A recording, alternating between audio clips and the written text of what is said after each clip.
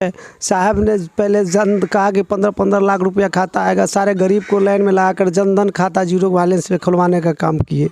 उसका परिणाम आपके सामने में है ना। नोटबंदी करके बोला काला धन आएगा, उसका परिणाम हमारे आपके सामने में है, देश के लोगों के सामने में है। ठीक है, तो सरकार के नेता और हमारे नेताओं के ऊपर आप रेड करिएगा तो विपक्ष के नेता और हमारे नेता और मजबूत होगा और एकजुट होगा। नेता के घर में सीबीआई का रेड क्यों है ना, देश में विपक्ष के ही लोग मिला है सीबीआई को रेड करने के लिए। नमस्कार, आप देख रहे हैं तहकीकात न्यूज़। मैं हूं अंबुजा। आज हमारे देश के अंदर जब जब सरकार बदलती है एक माहौल बन चुका है सीबीआई जांच का।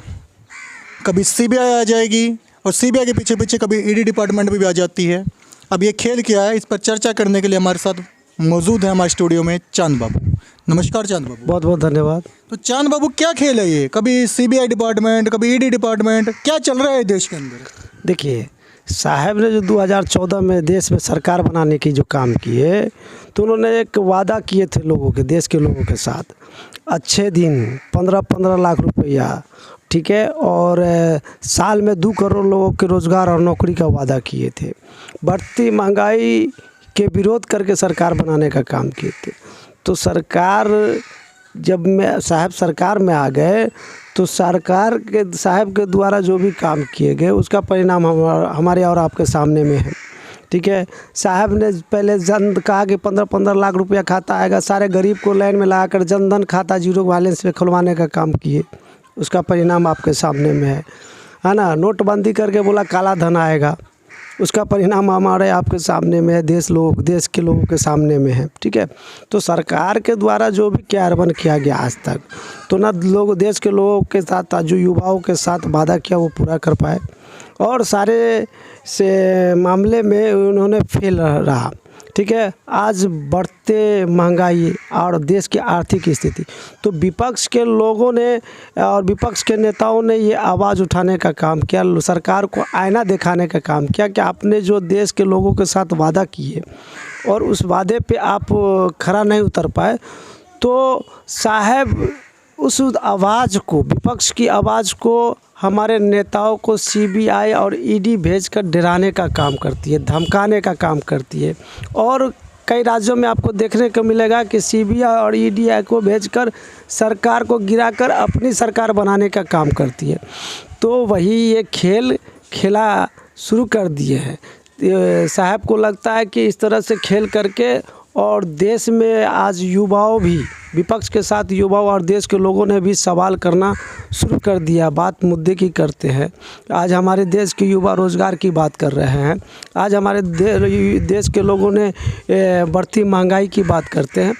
तो इस सब से बचने के लिए ये खेल, सीबीआई और ईडी का खेल 2020 मैच की तरह खेलना शुरू कर दिए हैं, है ना।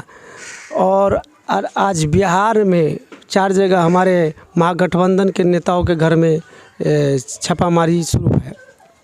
हमारे बाजू में बीसपी में माननीय सांसद फयाज अहमद साहब के यहाँ भी आपको सीबीआई का रेड पड़ी है। तो हम बता देना चाहते हैं साहब को कि साहब, जितना भी सीबीआई और ईडी का छापा विपक्ष के नेता और हमारे नेताओं के ऊपर आप रेड करिएगा तो विपक्ष के नेता और हमारे नेता और मजबूत होगा और एकजुट होगा। ठीक है, साहब ही बोले थे कि हमें क्या, हम तो गरीब आदमी, फ़कीर आदमी है, झोला उठाएंगे चल जाएंगे। तो सन 1977 में भी विपक्ष एक हुआ था और पूरे मजबूती से लड़ा था। तो 77 का परिणाम भी सामने है, और साहब को ये परिणाम 2024 का परिणाम भी सामने में नज़र आ रहा है। इसीलिए ताबड़तोड़ इस तरह का दिल्ली से लेके जहाँ तक भी विपक्ष के गठबंधन की सरकार है, वहाँ रेड का खुलेआम तांडा चल रहा है। ठीक है, तो 24 उनको नज़र सामने में आ रहा है। उनको झोला उठाकर भागने पे मजबूर हो जाएगा, भागने पे मजबूर होना पड़ेगा। इसीलिए, और ख़ास करके बिहार के नेता और विपक्ष के नेता, इनके गिदर भुरकी से डरने उड़ने वाले नहीं हैं, और ख़ास करके राजद के नेता तो कभी नहीं डरे हैं। ये लड़ने वाले हैं, है ना, ये डरने उड़ने वाले नहीं हैं। जैसे कि आपने कहा कि लड़ने वाले हैं, अब जैसे ये जांच पड़ताल चल रही है तो क्या लगता है कि आपकी गठबंधन सरकार के नेता अपने जो गठबंधन सरकार बनी है आज राजद के नेताओं पर छापेमारी चल रही है, क्या आप एक दूसरे का साथ देंगे? छापा राजद के नेताओं के ऊपर जो हो रही है तो विपक्ष आज एकजुट हो रहा है ना, विपक्ष मजबूत हो रहा है ना। यही डर तो साहब को सता रहा है कि विपक्ष मजबूत हो रहा है। आज जो बिहार में एक नई गठबंधन की सरकार, महागठबंधन की सरकार बनी है नीतीश कुमार जी के नेतृत्व में, साहब इससे घबरा गए हैं। इसीलिए आज एक बैक आरजेडी के 4 लीडर के घर पे छापामारी चल रहा है। ठीक है, क्यों चल रहा है? क्योंकि उन्होंने घबरा गया कि हमें अब समय आ गया झोला और बर्तन उठाने का। ठीक है, और यही घबराहट का परिणाम 24 में आपको देखने को मिलेगा। ये सीबीआई के रेड से एक भी परिणाम सामने आया है, आप देख रहे हैं, है ना। और विपक्ष के ही नेता के घर में सीबीआई का रेड क्यों, है ना। देश में विपक्ष के ही लोग मिला है सीबीआई को रेड करने के लिए। ज़्यादातर तो सरकार राज्यों में की सरकार है, वहाँ तो कोई सीबीआई, वहाँ कोई सीबीआई की जांच। हमारे नेता कहता ना, जा कमल के साबुन में निहालो तो सारा पाप धुल जाएगा।